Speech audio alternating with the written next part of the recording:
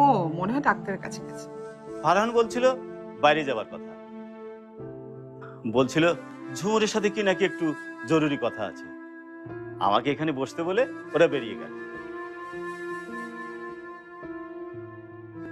আচ্ছা ঠিক আছে, আপনি যদি বাইরে কোথা থেকেও ঘুরে আসতে চান আপনি যেতে পারেন, আমরা তো আছি।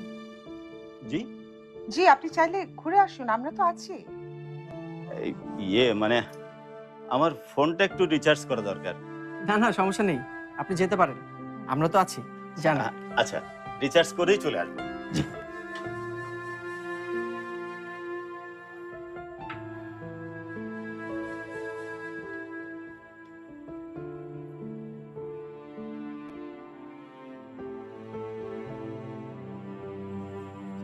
তুইও একটু ঘুরে আয় না। আমি আবার কোথায় করতে যাব?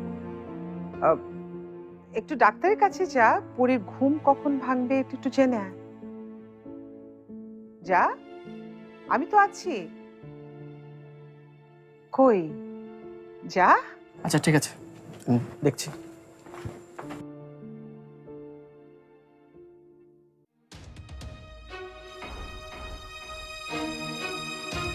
মার মেয়ের যন্ত্রণায় তো আমার জীবন একেবারে বিষিয়ে উঠেছে।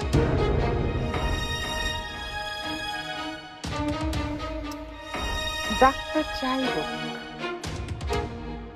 এই ঘুম তো আর না ভাঙতে পারে, তাই না?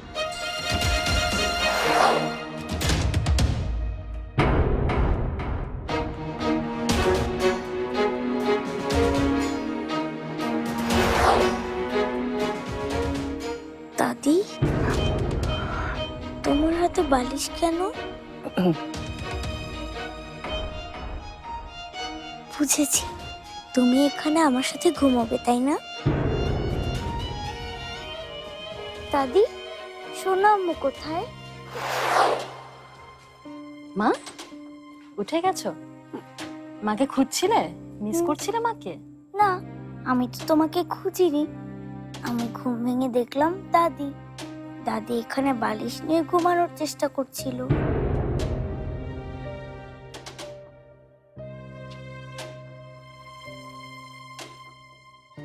মা, তোমার শরীর ঠিক আছে তো? হ্যাঁ, আমি ভালোই আছি। এই বালিশটা পরীর গায়ের উপর উঠে আসছিল, তাই সরিয়ে রাখছিলাম। যাক, সব ভালো ভালো হয়ে গেল। পরী তো সেরেই উঠেছে, মন থেকে একটা পাথর নেমে গেল। মা, ডাক্তার বল। আরে, আমাদের পরিশোনা তো জেগে গেছে।